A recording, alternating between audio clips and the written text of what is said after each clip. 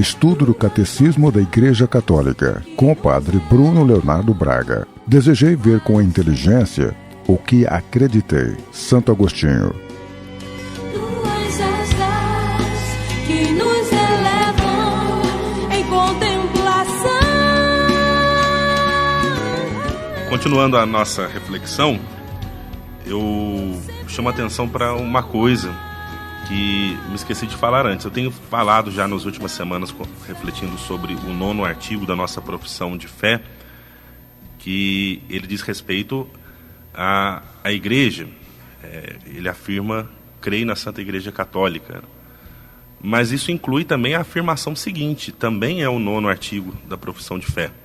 Creio na comunhão dos santos. Na verdade, a comunhão dos santos, ela é parte do mistério da Igreja.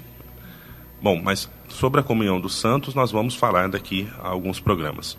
Hoje nós vamos dar prosseguimento à nossa meditação do 4º parágrafo do 9º artigo da profissão de fé, que fala sobre os fiéis de Cristo. O corpo místico de Cristo, na organização dos fiéis, ele tem o grupo da hierarquia, que compõe os ministérios ordenados, é composto pelos ministérios ordenados, tem também os fiéis leigos e tem também os fiéis consagrados, né? A vida consagrada, que tem um lugar tão importante dentro da comunidade cristã. Nós estamos meditando sobre a hierarquia da Igreja e hoje nós vamos fazer a conclusão dessa meditação falando sobre o tríplice munus que a hierarquia exerce por sua configuração a Cristo. Cristo foi ungido por Deus como sacerdote, profeta e rei, e esse sacerdócio, o ministério profético e o munus de reger, né, que é próprio do rei, né, também foi concedido à hierarquia da Igreja para que pudesse conduzir o povo de Deus segundo a imagem do Cristo bom pastor. Então vamos tratar desse tríplice munus, o que ele significa, o que implica cada uma dessas funções. Aliás, munus é isso, né? A função, a tarefa, a missão. O primeiro deles, não em grau de importância, mas apenas didaticamente, né? É o munus de ensinar, a função de ensinar. Os bispos, junto com os presbíteros, e insisto aqui, presbíteros são aqueles que normalmente no Brasil nós chamamos de padres, né? O bispo com os padres, que são seus cooperadores, tem como primeira tarefa anunciar o Evangelho de Deus a todos os homens, segundo a ordem do Senhor. Jesus, subindo ao céu, enviou os apóstolos em missão para pregar a boa nova. Então, estes membros da hierarquia são os arautos da fé que levam a Cristo novos discípulos, os doutores autênticos da fé apostólica providos da autoridade de Cristo. Com a intenção de manter a Igreja na pureza da fé, que foi transmitida pelos apóstolos, o Cristo quis conferir à sua Igreja uma participação na sua própria infalibilidade, ele que é a verdade. Sendo verdade, Jesus não pode dizer senão a verdade e confere essa graça especial à hierarquia para que ensine também segundo a verdade. Pelo sentido sobrenatural da fé, o povo de Deus se atém indefectivelmente à fé sob a guia do magistério vivo da Igreja. Nós falávamos, quando nós estávamos meditando sobre a apostolicidade da Igreja, que um dos significados dessa apostolicidade é o fato de que a Igreja ainda ensina a mesma verdade que Jesus confiou aos apóstolos. Então, a missão do magistério, dos membros da hierarquia da Igreja, sobretudo o episcopado em união com o sumo pontífice, a missão do magistério está ligada ao caráter definitivo da aliança instaurada por Deus em Cristo com o seu povo. A hierarquia, ou os bispos, em comunhão com o Papa, devem proteger o povo de Deus dos desvios e dos afrouxamentos e garantir ao mesmo povo de Deus a possibilidade objetiva de professar sem erro a fé autêntica. Então, o ofício pastoral do magistério está ordenado ao cuidado para que o povo de Deus permaneça na verdade que liberta. E para executar esse serviço, Cristo dotou os pastores da igreja do carisma da infalibilidade em matéria de fé e de costumes. O exercício desse carisma pode assumir várias modalidades. Em primeiro lugar, goza desta infalibilidade, ou seja, dessa impossibilidade de erro, o pontífice romano, o Papa, que é chefe do Colégio dos Bispos, por força do seu cargo, quando, na qualidade de pastor e doutor supremo de todos os fiéis e encarregado de confirmar seus irmãos na fé, proclama, por um ato definitivo, um ponto de doutrina que concerne à fé ou aos costumes. Vejam, trata-se do Papa exercendo a sua missão ao definir uma matéria de fé para que seja acolhida por todo o povo de Deus. É diferente, por exemplo, do Papa em uma conversa informal, fazer uma piada, por exemplo, como nós vemos o Papa Francisco tão espirituoso, né? Fazendo, às vezes, essas piadas na frente do povo e apenas alimentando o bom humor, né? Não é uma definição de fé, é uma piada. Nós precisamos distinguir isso. Não é toda palavra que o Papa fala que goza da infalibilidade, mas quando ele está nesta proclamação, por ato definitivo, de um ponto da doutrina.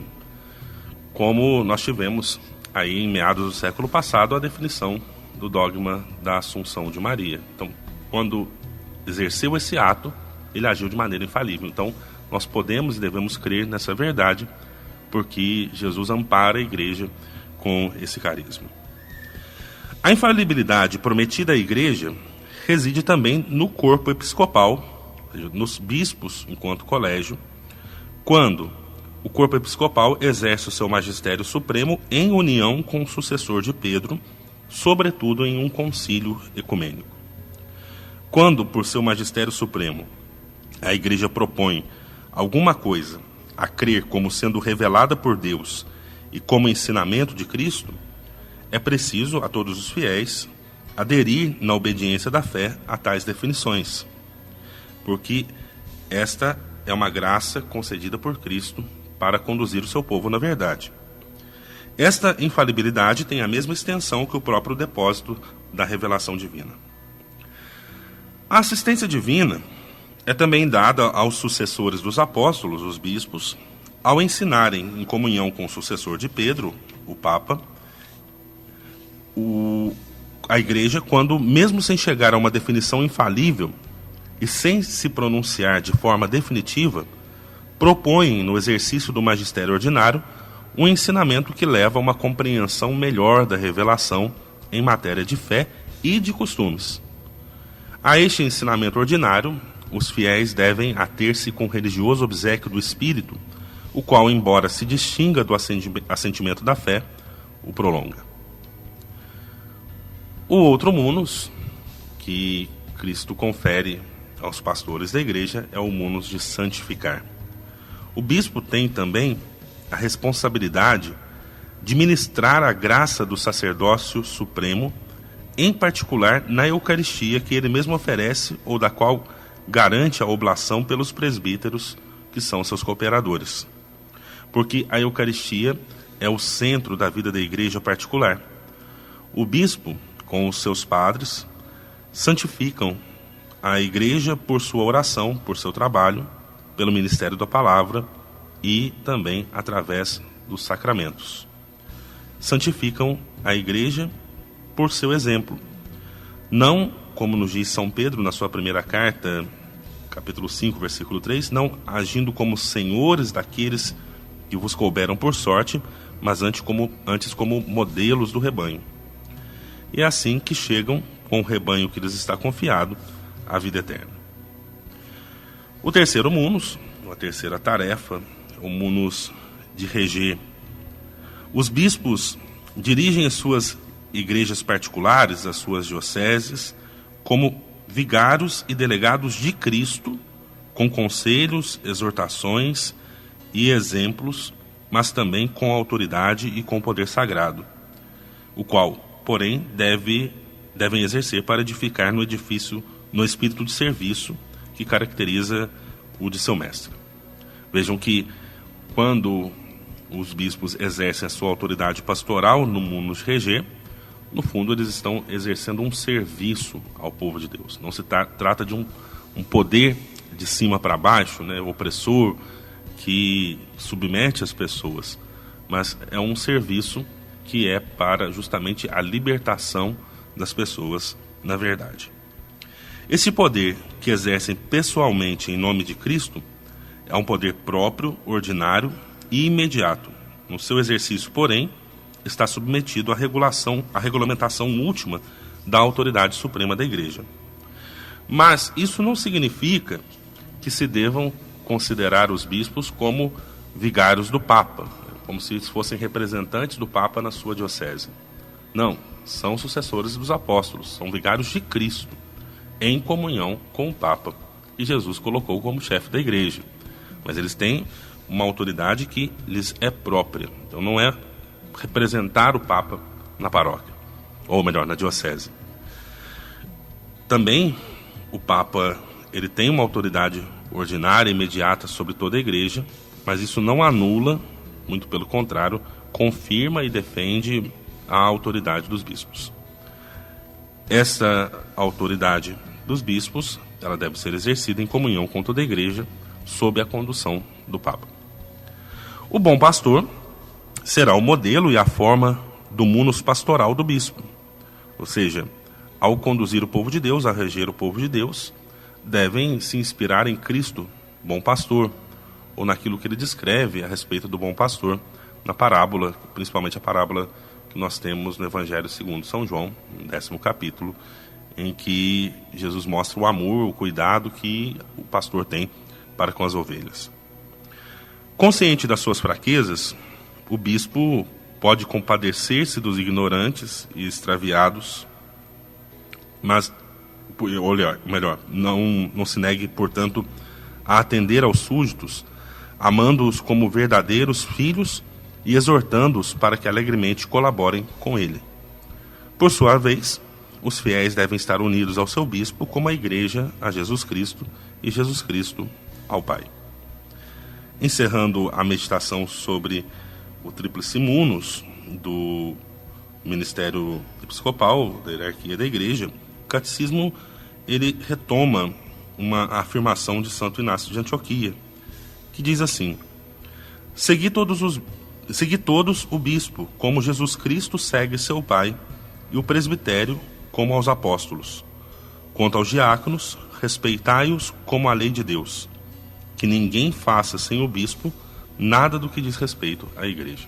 Mostra esse papel único que o episcopado tem dentro da comunidade cristã. Bom, assim nós encerramos a nossa meditação a respeito da hierarquia da Igreja, mas nós vamos continuar na próxima semana falando sobre os fiéis de Cristo, agora meditando sobre a identidade e a missão dos fiéis leigos.